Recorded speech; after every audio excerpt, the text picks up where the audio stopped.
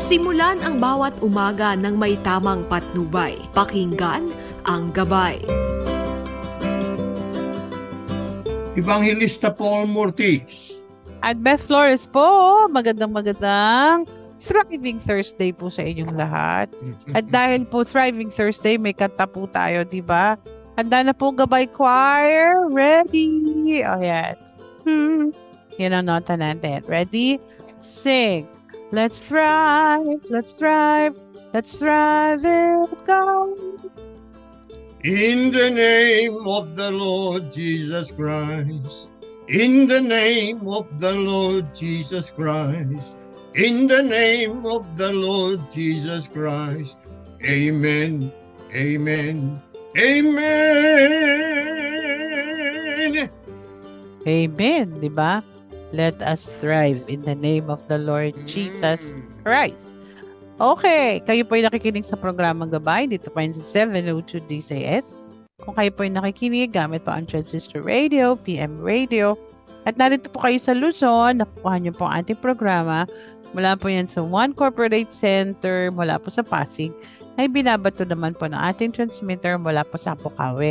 Kaya lalo pa natin suportahan ang ating transmitter project, mga kaibigan. Kung kayo naman po ay nandiyan sa Visayas at Mindanao at nakikinig din po kayo gamit ang Transistor Radio, PM Radio, nakukuha po niyo po ang ating programa mula po yan sa DYVS, mula po sa Bacolod. At kung kayo nakikinig po gamit po ang ating Facebook live stream, salamat po ha. Sabi, mula Apari hanggang Hulo, naririnig niyo po kami, di ba po? At kung malakas po ang inyong internet connection, maganda po ang reception. At marami po nagsasabi talaga, maganda ang reception pag sa Facebook sila nakikinig o sa YouTube. So marami pong salamat, lalo na po sa ating mga kaagapay dyan po sa iba't ibang bansa na patuloy na nakikinig sa atin. Iba po talaga yung feel, no po?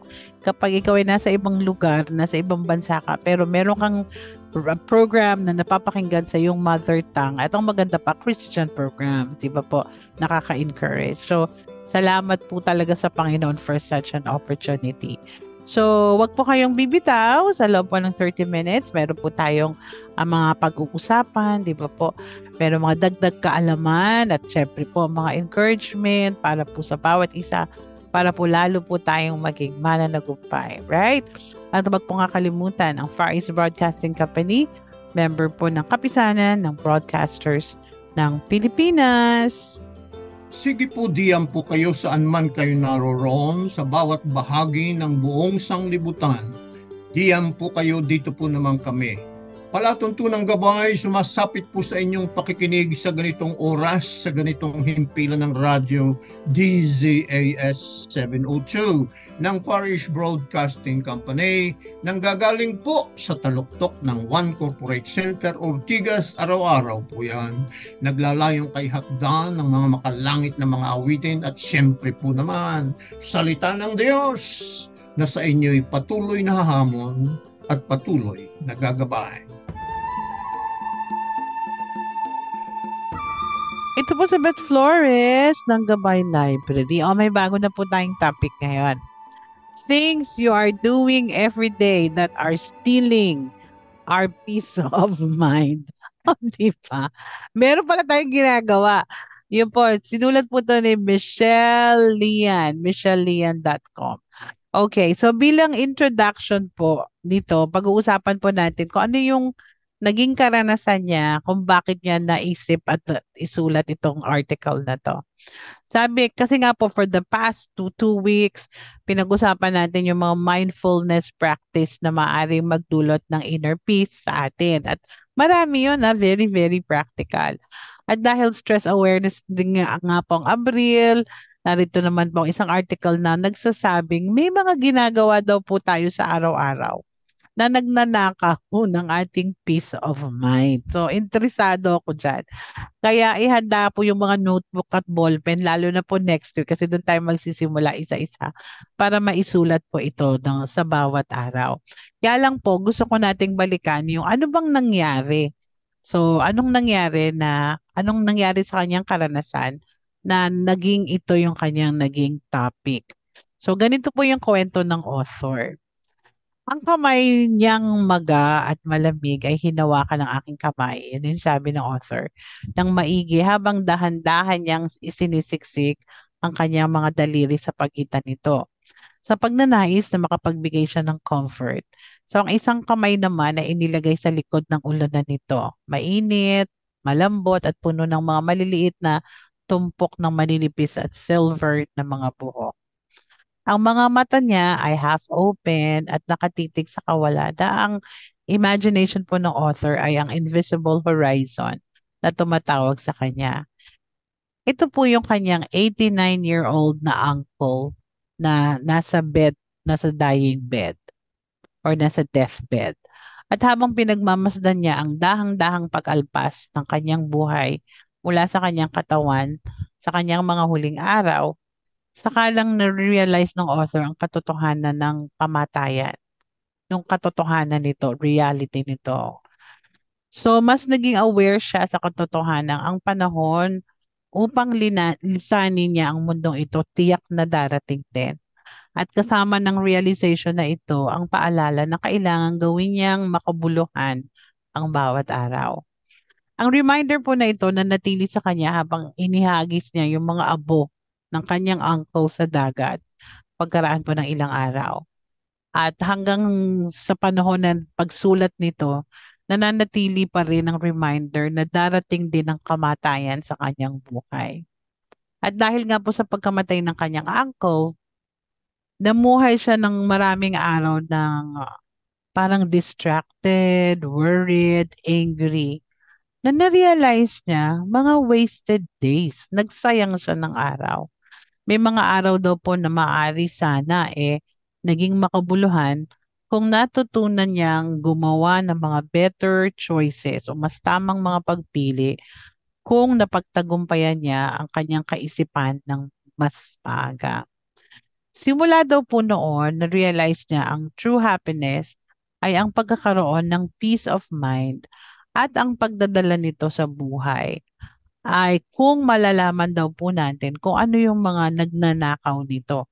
In fact, may isa pa tayong term, yung joy stealer, nagnanakaw ng ating kaligayahan, di ba po? Madaling malaman daw po kung ang peace of mind ay unti-unti nang nawawala sa atin. Tulad ng halimbawa, hindi na tayo present sa mga nangyayari sa ating buhay. Or di kaya palaging binabalik-balikan yung mga pangyayari sa nakaraan. O di kaya laging nababalisa sa future na hindi pa nangyayari, natatakot na tayo. At yung pagpaparaya sa dissatisfaction na lamunin ang ating buhay, di ba po? O kaya kapag tumingin ka na sa ibang tao at tila hungkag ang nararamdaman, parang wala tayong ma-accomplish at naiinggit dahil tila meron na sila ng lahat. 'Di ba? So mga ganon. So pag ganyan ang situation, alam mo na, oops, parang nawawala na tayo ng peace of mind. At sa totoo lang po, lagi naman, the grass is always greener on the other side of the fence. Di ba po yun na laging sinasabi? Tila nadadama natin na unti-unti nang namamatay sa bawat araw from the inside out. Yun po yung pagkasulat. So, sabi nga, kung ganito daw po ang ating nararamdaman, tayo na po yung pinakakawawang tao sa balat ng lupa, di ba? Kung namumuhay tayo sa glory o gory ng nakaraan at nababalisa tayo sa future, wala na tayong kapayapaan, wala tayong peace of mind. So kung hindi tayo nagpapasalamat sa ating buhay at naiinggit tayo sa natatamo ng iba, hindi mas lalo itong nagdidilim sa atin sa kawalang kapayapaan, di ba po? At nagdidiin sa atin doon. Nakakalungkot naman kung ganito ang ating buhay, di ba po? Kailangan pa bang may mamatay, di ba? Para makita natin ang kahalagahan ng bawat araw ng buhay. At sikapin nating huwag manakaw ang ating inner peace ng mga ginagawa natin sa araw-araw. Ano sa tingin mo, kaagapay? Ang pangunahing kasagutan sa ganitong nadarama? Ang pagkakaroon ng tunay na kaugnayan sa Panginoong Hesus, di ba? Dahil siya lang ang nagsabing, ako ang daan, ako ang buhay, at ako ang katotohanan. Kung hahayaan nating pangunahan ng Panginoon ang ating buhay, magkakaroon tayo ng kapayapaan kahit sa gitna ng mga challenges. Ito yung kasagutan na sa ating spiritual na condition sa ating buhay. Kapag ang kaugnayang ito ay naging maayos, may kasanggana tayo sa pagharap ng mga challenges ng buhay. At totoo po yun. At tama nga, titingnan natin next week kung ano yung mga bagay na hindi natin napapansin na ginagawa natin. Pero yun yung nagnanakaw sa atin, sa ating inner peace or peace of mind. Dalangin ko una at siguraduhin mo mga kaagapay na meron tayong kaugnayan sa Panginoon. Kasi yan ang una ring aagawin ng dyablo sa atin, yung peace of mind. Pero kung meron tayong matatag na kaugnayan sa Panginoon, nagbabasa tayo ng banal na kasulatan, focus tayo at hindi tayo matitinag. Ito po si Beth Flores ng Gabay Library. Amen. Okay, mga ginagawang bagay na nagnanakaw ng ating kapayapaan, marami. Nakaraang mga bagay na nagnanakaw ng ating mga kapayapaan, talaga naman maraming bagay at yun hindi natin nalilimutan. Ang mga bagay ng kawalang halaga, kung kaya't hanapin natin ang mga tiyak na bagay. Ano nga? Ang isang talagang tiyak na katotohanan sa wikang Ingles, yung absolutes. Ang kapanahunan sa mundong ibabaw, yung tiyak, antigo, hindi mapabubulaanan sa kanyang kalidad. Amen. Evangelista Paul Mortis, kumusta na po kayo? Mag-aral na po tayo. Ano nga ang isang tiyak na hindi mapapasubali ang katotohanan? Yun ngang mga absolutes na mananatili gayon sa una pa lang hindi na mababago kailanman. Absolute. Sa ating kapanahunan, para bagang maraming mga pananaw na kulay gray o magkahalong kulay. Lalong-lalo na sa usapang ano ang tama at anong mali. Paano ko nalalaman ang tamang talaga o ang tigang na katotohanan sa wikang Ingles, absolute, na hindi na maaaring magbago pa kailanman. Pangalawa, ano ang sinasabi ng Biblia sa salita ng Diyos na ating basihang tunay? Megapon ng tinig ng Diyos na buhay mula sa langit na bayan sa kanyang kinauupuan na hindi matitinag kailanman. Glory to His name alone. Naririto po, pakinggan ang salita ng Diyos. Exodus 20, talatang 1. Ito ang sinabi ng Diyos. Salita ng Diyos. Mga tigang noong una pa at tiyak na katotohanan, absolute, na hindi mababago kailanman. Ang lupa at langit ay lilipas, ngunit ang kanyang salita ay hindi lilipas o magbabago kailanman. Amen. John 14:15, kung ako ay mahal ninyo, susundin ninyo ang utos ko. Dapat kung ikaw ay matapat sa Diyos. John 14:17, siya ang espiritu na nagre-reveal ng katotohanan tungkol sa Diyos. Hindi matatanggap ng mundo ang Holy Spirit kasi hindi siya nakikita o nakikilala ng tao. Pero kilala niyo ang Holy Spirit kasi kasama ninyo siya at siya ang sumasa inyo. Amen tayo riyan. Kawikaan 21:2, akala ng tao sa lahat ng kilos niya ay wasto. Ngunit si Yahweh ang nakakasaliksik ng puso. Opo, siya lamang ang nakatataho ng ating puso. Romans 8:5, kinukontrol ng nature ng tao ang isip ng mga namumuhay ayon sa nature ng tao. Pero kinukontrol ng Espiritu ang isip ng namumuhay ayon sa sinasabi sa kanila ng Espiritu. Gawin po ninyo, Panginoon. Amen. Galatians 5:16, ito ang sinasabi ko sa inyo. Hayaan ninyong i-guide ng Holy Spirit ang buhay ninyo. Huwag ninyong sundin ang mga pagnanasa ng laman. Gawa po ito ng kaaway. Pangatlo, binigyan ng Diyos tayo ng Holy Spirit na siyang tutulong sa atin upang matapat nating sundin ang kanyang mga utos. Bibigyan niya tayo ng babala kung tayo ay napupuno na ng ating matandang likas. Binibigyan niya tayo ng kanyang salita na nasusulat sa Biblia natiyakan namang nagsasabi kung ano ang tama at mali. Ikaapat, ilan sa aking mga kabarkada sa akin na tumutuya at tumutuligsa kung ako ay maliwanag na gumagawa ng matuwid, papaano ko masasalubong ang mga ito? Tama at patuloy lang ako sa aking gagawing tama. Please. Unang Pedro 3:14. Pero kahit napahirapan kayo sa paggawa ng tama, blessed pa rin kayo. Huwag kayong matakot kahit kanino at huwag kayong mag-worry. God is in control. Genesis 18:19, pinili ko siya upang ipatupad niya sa kanyang lahi ang aking mga utos sa pamamagitan ng paggawa ng matuwid at pagpapairal ng katarungan, sa gayoy matutupad ko ang aking pangako sa kanya.